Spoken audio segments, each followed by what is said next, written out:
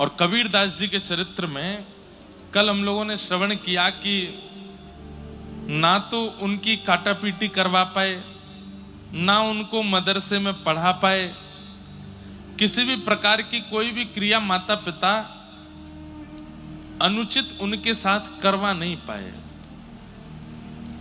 और फिर हमने सुना कि एक दिन कबीरदास जी ने देखा कि माता जी चक्की पीस रही हैं, और तब उन्होंने कहा कि मां, ये संसार ही चक्की है, इसमें जो आता है वो पिस करके ही जाता है। तो मां ने कहा नहीं बेटा, बीच में एक जगह है जहां 2-4 बच जाते हैं। तो कबीरदास नाचने लगे, बोले ओहो, ये बीच में जो बच गए हैं 2-4 दाने, बोले मां पता है ये क्या है? बोले क्या? संसार रूपी चक्की में सब पिस रहे हैं, पर जो ठाकुर जी की शरणागति ले लेता है वो बच जाता है, जो गुरुदेव की शरणागति ले लेता है वो बच जाता है। और अब कबीरदास जी को एक दिव्य चिंता होने लगी। काय बात की चिंता? गुरु बिन कैसे गुण जागे, गुरु बिन कैसे गुण जागे। मुझ पर कृपा है, बहुत ध्यान से सुनिए। कबीरदास जी कह रहे हैं कि मुझ पर कृपा है कि मुझे बाल्यकाल से ही राम नाम प्रिय लगता है, मुझे बाल्यकाल से ही भक्ति भागवत प्रिय लगती है, परंतु गुरु नहीं है जीवन में।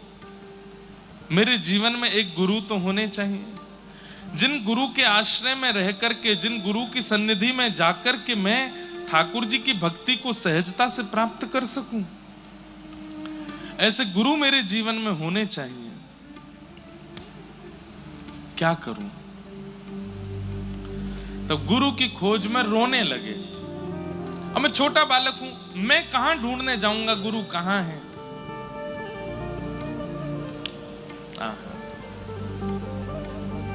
बंधुओं, पहली बार जीवन में ऐसा हुआ है, ध्यान से सुनिए। हमेशा सुना गया कि गुरु की सन्निधि में गए हैं तब गुरु ने गोविंद के दर्शन कराए हैं, पर कबीरदास जी के साथ अद्भुत लीला हुई कि गोविंद ने आकर के गुरु का परिचय दिलाया है। गोविंद ने आकर के बताया कि तुम्हारे गुरु कौन है। कैसे? कबीरदास जी रोने लगे गुरु की याद में, और इतना रोने लगे, इतना रोने लगे। क्यों रो रहे हैं? आज मां ने डांटा कबीर को, क्यों? अरे बड़ी बड़ी ज्ञान की बातें करता है। जब हम पैदा हुए जग हंसे हम रोए, ऐसी करनी कर चलो हम हंसे जग रोए, बड़ी बड़ी बातें करता था, अब रो रहा है बेटा बेटा, क्यों रोता है? तब कबीरदास जी बोले इसलिए रो रहा हूं क्योंकि रोने से जिद पूरी होती है। मैं ठाकुर जी को अपने माता पिता मान करके उनसे रो रहा हूं। संसार का बालक किसी वस्तु के लिए रोता है, खिलौने के लिए रोता है, मैं गुरु के लिए ठाकुर जी से रो रहा हूं कि मुझे गुरु बताओ, मेरे गुरु कौन है? इतना रोए कबीरदास कि आधी रात में आकाशवाणी करके ठाकुर जी को बोलना पड़ा। आकाशवाणी हुई आकाश से, अति ही गंभीर मति सरस कबीर हियो, लियो भक्ति भाव जाति पाति सब टारिये। छोटी सी अवस्था में अति गंभीर हैं कबीरदास। भाई नभवानी देह तिलक रमानी करो, करो गुरु रामानंद गरे माल धारिये। देखे नहीं मुख मेरो मानी के मले छमो को, जात नान गंगा कहीं मगतन डारिये। रजनी के शेष में आवेश सो चलत आप, परे पग राम कहे मंत्र सो विचारिये। ऐसी गुरु दीक्षा किसी की नहीं हुई होगी जैसी कबीरदास जी की हुई। ध्यान से सुनो। आकाशवाणी हुई, किसी को सुनाई नहीं दी, केवल कबीरदास जी को सुनाई दे रही है। बंधुओं, आकाशवाणी आज भी होती है। कभी कभी जब आप परम धार्मिक हो जाते हैं, परम सात्विक हो जाते हैं, परम निर्वैर निर्गुण हो जाते हैं, तो एकांत में जब आप बैठते हैं तब आपके मन में ऐसे विचार उत्पन्न होते हैं जो आपने कभी सुने नहीं, कभी कहे नहीं, कभी बोले नहीं। वो आकाशवाणी है, ठाकुर जी आज्ञा देते हैं। ठाकुर जी ही आपको आकर के कहते हैं कि तुम ऐसा करो। आपके मन में घर बनाने की इच्छा हुई, ये आकाशवाणी नहीं है। आपके मन में ब्याह करने की इच्छा हुई, ये आकाशवाणी नहीं है। आपके मन में कुछ धन कमाने की इच्छा हुई, ये आकाशवाणी नहीं है। पर इन सब संसार के विचार व्यवहार के बीच में आपके चित्त में कोई परम धर्म करने की इच्छा हो जाए, ऐसा करना चाहिए, ये आकाशवाणी है। खूब धन हो गया, घर बना लिया, गाड़ी खरीद ली, प्रॉपर्टियां खरीद ली, दुकानें बना ली, ऑफिसेस बना लिए, लेकिन धन अभी भी बहुत है। तो मन में बात आई, चलो कहीं एक आश्रम बनाते हैं जहां संत सेवा हो सके। अपना नाम नहीं देंगे उसमें, अपने प्रचार के लिए धर्म का कार्य कर रहे हो, वो भी आकाशवाणी नहीं है। मेरा नाम ना आवे लेकिन मेरी सेवा से कुछ परोपकार हो जाए, ये आकाशवाणी। मन में आधी रात बैठे थे और इच्छा प्रकट हो गई कि चलो तिरुपति बालाजी, मन तड़प रहा है दर्शन करने के लिए, ये आकाशवाणी है। ठाकुर जी तड़प रहे हैं आपको देखने के लिए। मन में इच्छा हो गई। हर बार तो गाड़ी से गए हैं ऊपर तिरुमला, अब की बार पैदल जाएंगे, और पैदल चल करके उत्साह में हंसते खेलते नाचते गाते हुए, ये आकाशवाणी है। आज तक कभी एकादशी का व्रत नहीं किया, लेकिन अचानक मन में इच्छा हो गई कि अब एकादशी करनी है। और एकादशी भार के रूप में नहीं, अरे व्रत है, मैं तो पिज्जा नहीं खा सकता, मैं तो आज रोटी नहीं खा सकता, अरे मेरे मित्र का जन्मदिन है, मैं तो इसमें कुछ खा नहीं सकता। नहीं, इतने उत्साह में आकर के आप एकादशी करते हैं कि आज तो मेरी एकादशी है, परम प्रसन्न होकर के व्रत करते हैं। यह आकाशवाणी के द्वारा की गई क्रिया है। जीवन व्यतीत हो गया, अब इच्छा हो गई कि गुरु जीवन में आने चाहिए, और जिनकी वाणी, जिनका स्वरूप, जिनकी उपस्थिति से चित्त पवित्र हो रहा है, ऐसे किसी का चिंतन करके मन में भाव आ जाए कि इनसे दीक्षा चाहिए, यह आकाशवाणी है। आकाशवाणी मतलब क्या है? भगवान के प्रति जो प्रेरणा आपके चित्त में प्रकट होती है, वो आकाशवाणी से होती है, ठाकुर जी की कृपा से होती है। आपकी मन की वाणी तो संसारी क्रिया कराती है, ये आकाशवाणी है, हरिवाणी है, जो आपको भगवत मार्ग की ओर ले जाती है। हम चेन्नई में रहते हैं, व्रज बहुत दूर है यहां से, बार बार नहीं जा सकते, तो क्या करें, अपने घर को ही व्रजमंडल बना लेते हैं, अपने घर को ही अष्ट सखियों की महल, अपने घर को ही श्री ठाकुर जी का निकुंज बना लेते हैं। प्रवेश करने से अंत तक ऐसा लगे कि ये व्रज का ही कोई गांव है, ऐसी भावना से घर का निर्माण कर दिया, ये आकाशवाणी। तो आकाशवाणी आज भी होती है। भगवत कार्यों के प्रति जो आपके चित्त में प्रेरणा जागृत होती है, वो आकाशवाणी से ही होती है। आकाशवाणी करके केवल कबीरदास जी को बता दिया, क्या बताया?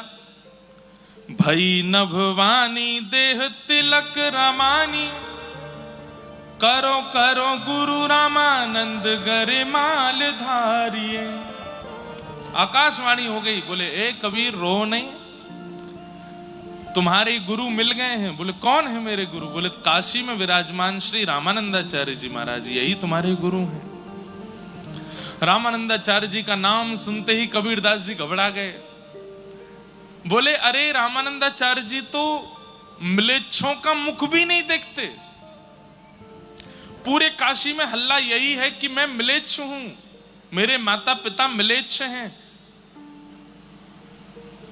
वो तो म्लेच्छों का मुख भी नहीं देखते हैं, फिर मेरी दीक्षा कैसे होगी उनसे? अब देखो आकाशवाणी एक एक क्रिया बता रही है। क्या? बोले भई नभवानी दे तिलक रमानी। बोले तुम एक काम करो। बोले क्या? अपने अंग पर तिलक धारण करो, सिर पर रामानंदी तिलक धारण करो, 12 तिलक अंग पे धारण करो, और क्या करो? गरे माला धारिये, गले में कंठी माला पहन लो, तिलक धारण कर लो, और श्री रामानंदाचार्य जी के पास चले जाओ। बोले देख नहीं मुख मेरो मानिके मिलेच्छ मोको, मेरा मुख नहीं देखेंगे वो मिलेच्छ जान के।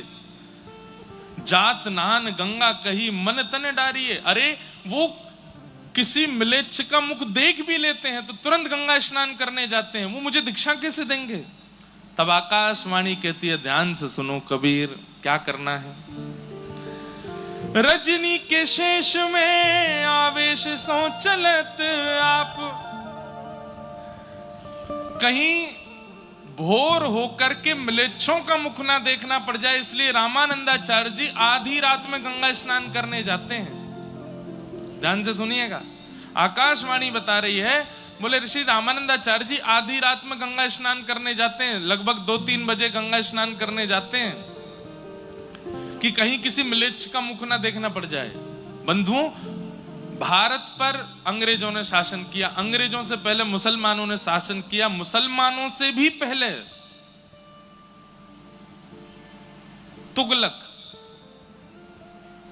तुगलकों ने शासन किया भारत के ऊपर।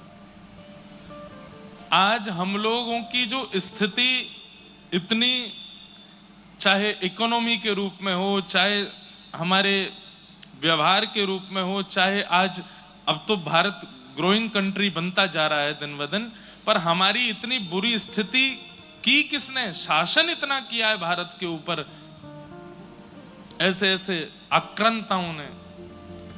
श्री रामानंदाचार्य जी के चरित्र में आता है कि अगर रामानंदाचार्य जी पृथ्वी पर नहीं आते तो भारत की दशा आज जो है इससे भी ज्यादा बुरी हो गई होती। क्यों? म्लेच्छों को, तुगलकों को जितना इन्होंने परिवर्तित किया, जितना इन्होंने ज्ञान दिया, जितना इन्होंने भगाया भारत से, उतना कोई आचार्य नहीं भगा पाए। इसलिए रामानंदाचार्य जी बड़े पूजनीय हैं। सब आचार्य पूजनीय, साक्षात राम जी ही रामानंदाचार्य जी के रूप में आए।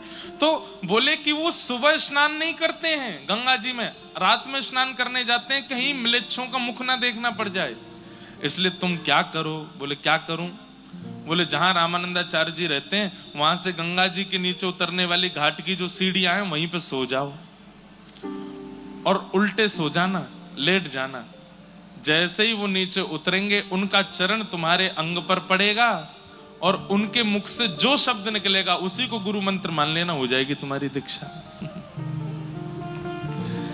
रजनी के शेष में आवेश सो चलत आप, पैर पग राम कही मंत्र सो विचारी है। देरी मत करो, जल्दी करो। आधी रात का समय, तुरंत श्री कबीरदास जी ने स्नान किया, द्वादश तिलक अपने अंग पर धारण किए, गले में कंठी माला पहन ली, जो गुरु प्रदान करते हैं वो अपने आप धारण कर लिया। पहुंच गए पंचगंगा घाट, जहां श्री रामानंदाचार्य जी निवास करते थे, और जहां से घाट के लिए नीचे सीढ़ियां जाती हैं वहीं जाकर के लेट गए। सीधे नहीं लेटे, पट्ट लेटे, उल्टे लेटे। क्यों? मेरा मुख देखेंगे तो कहीं म्लेच्छ जान करके अब शब्द ना बोल दें, इसलिए मुख नहीं दिखाऊंगा। लेट गए।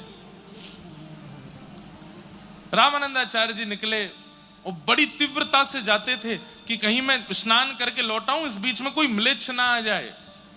और जैसे ही रामानंदाचार्य जी सीढ़ियों से उतरने लगे, इतने में ही चरण पड़ा, और कबीरदास जी के ऊपर जैसे ही चरण पड़ा, रामानंदाचार्य जी को लगा पता नहीं कौन आ गया नीचे।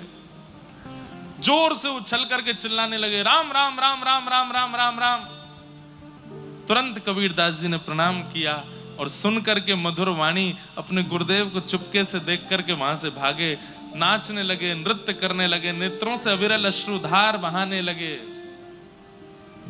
पायो जी मैंने राम रतन धन पायो जी।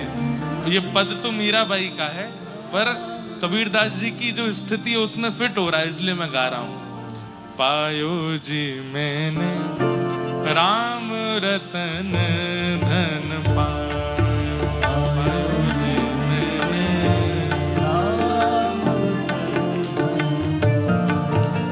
पायो जी मैंने राम रतन धन पायो जी मैंने।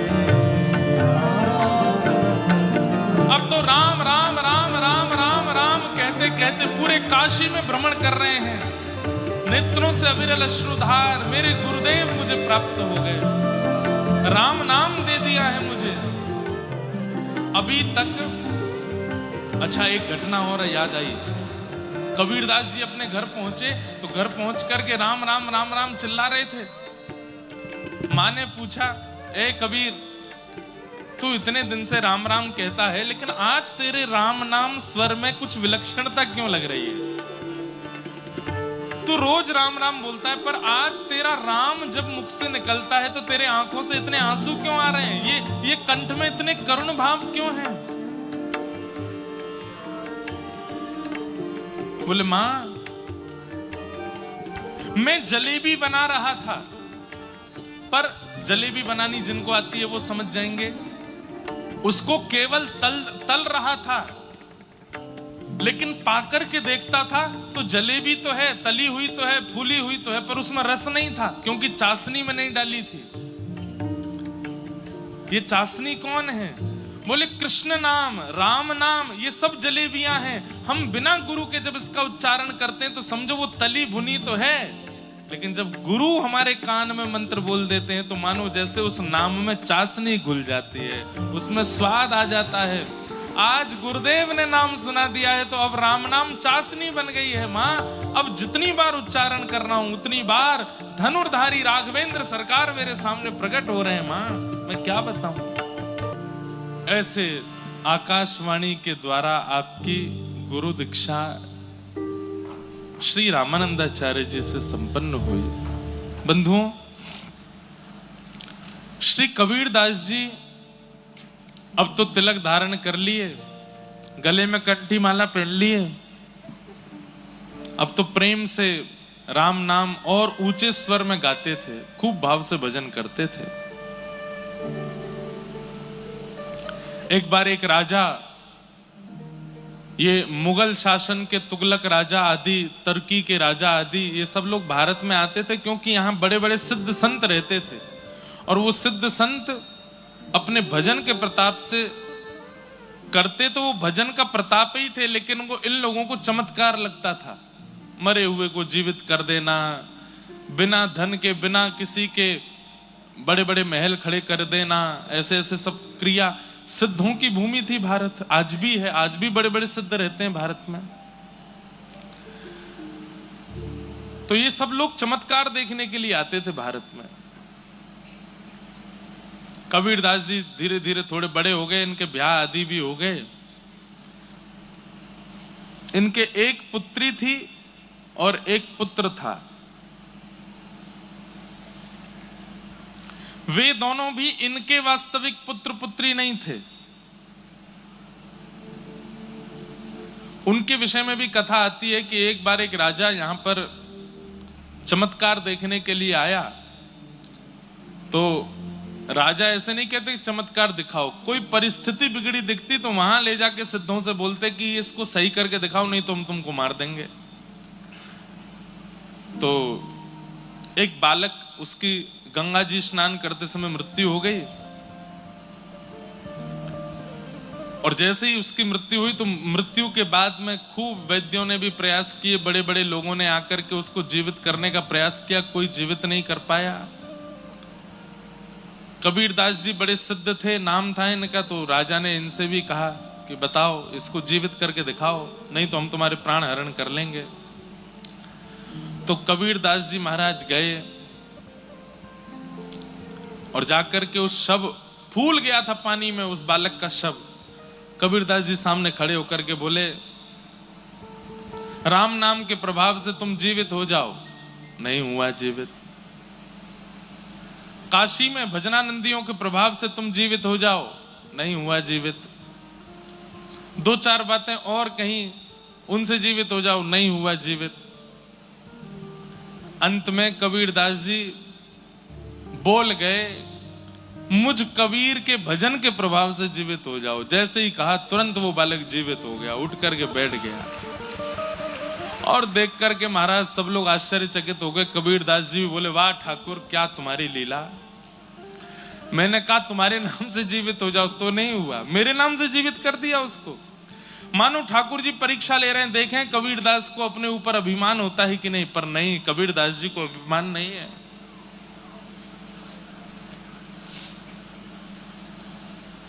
आहा,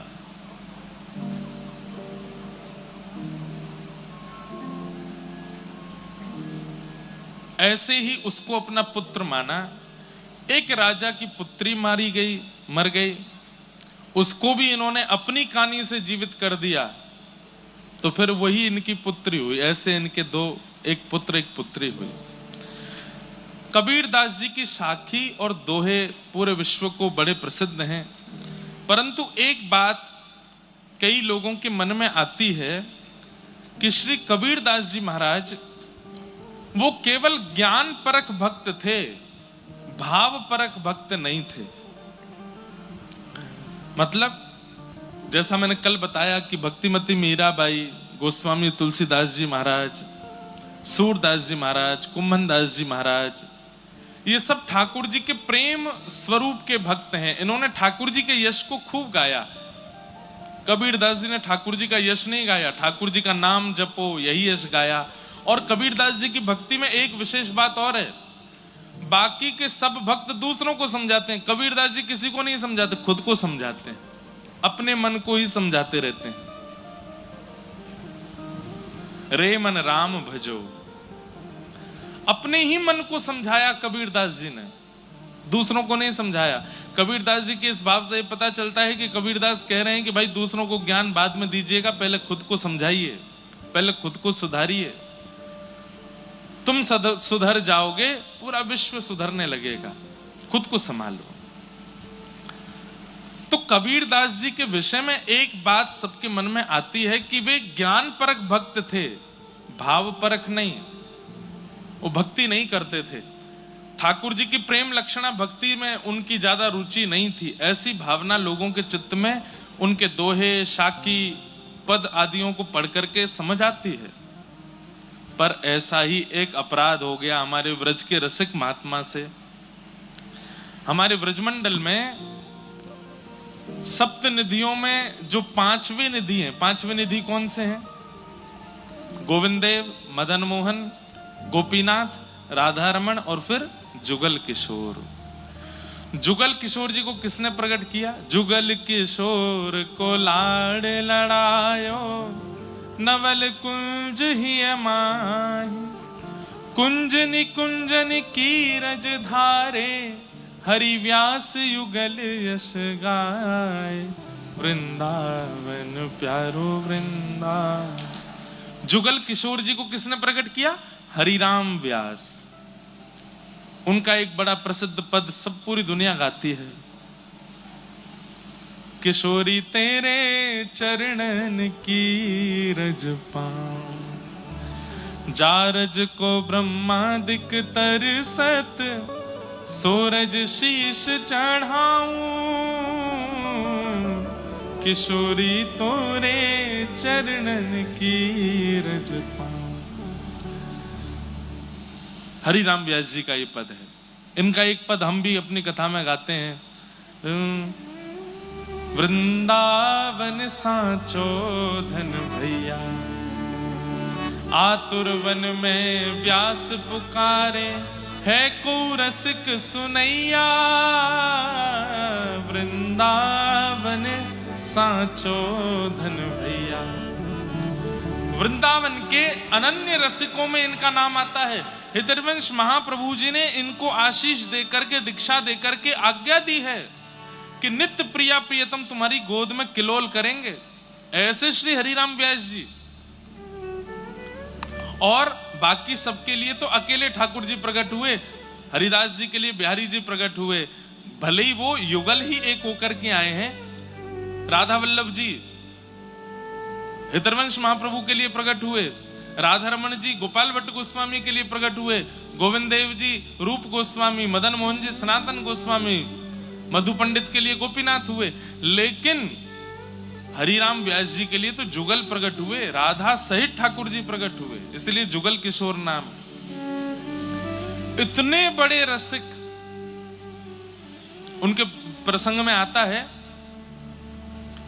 एक बार ठाकुर जी की पाग बांध रहे थे, ठाकुर जी का श्रृंगार कर रहे थे, तो पाग बांधते बांधते ठाकुर जी कभी कभी खेलते हैं अपने श्रृंगारियाओं के साथ। जो ठाकुर जी की सेवा करते हैं उनके संग ठाकुर जी खूब खेलते हैं।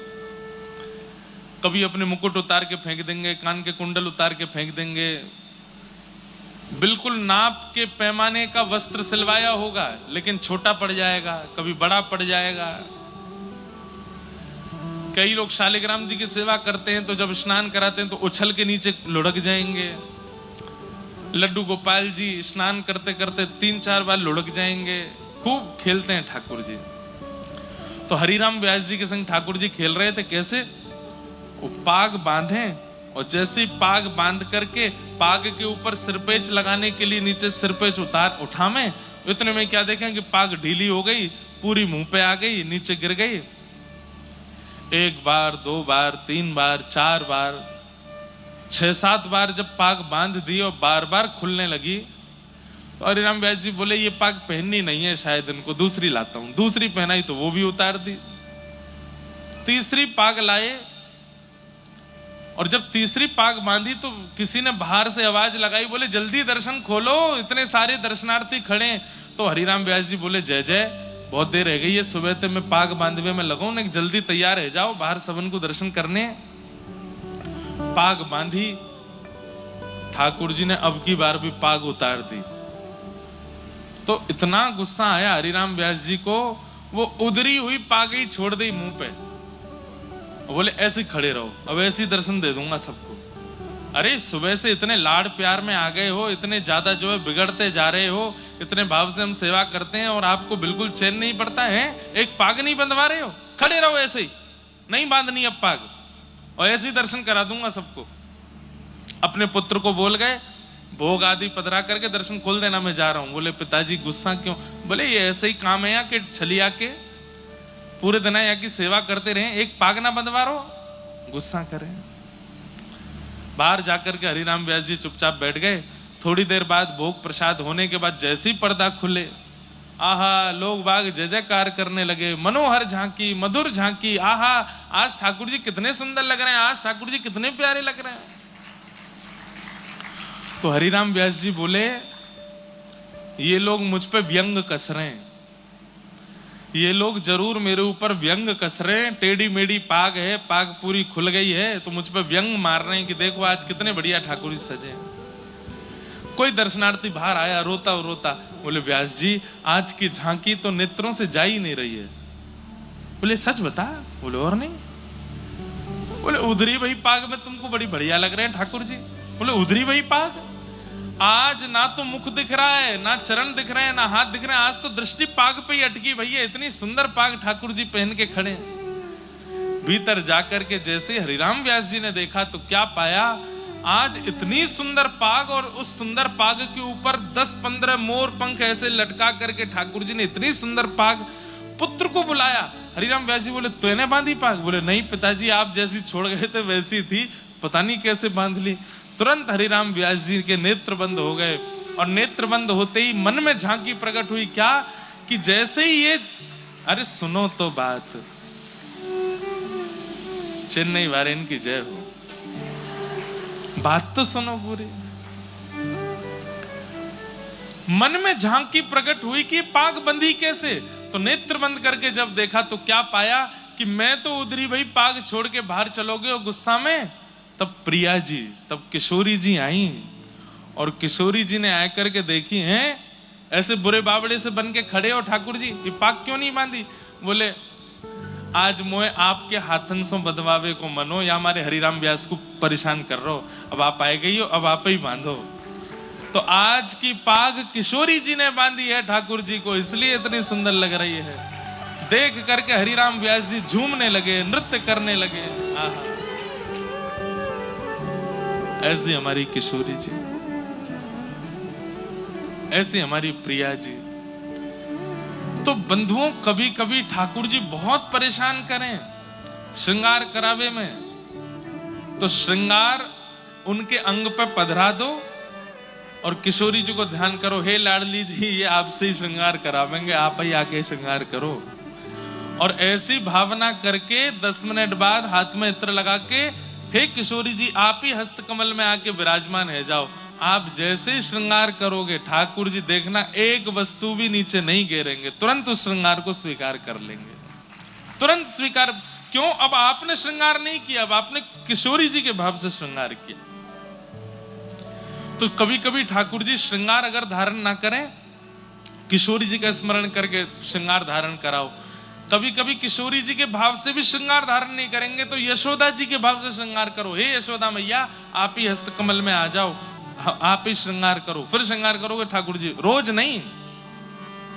जब बहुत ही परेशान करें ठाकुर जी, तब किशोरी जी या यशोदा जी के भाव से ठाकुर जी का श्रृंगार करो। रोज तो वो आपसे तैयार होना चाहते हैं, पर कभी कभी नहीं हूं मैं, तो किशोरी जी का स्मरण करो, तब यशोदा जी का स्मरण करो, ठाकुर जी को तैयार करो।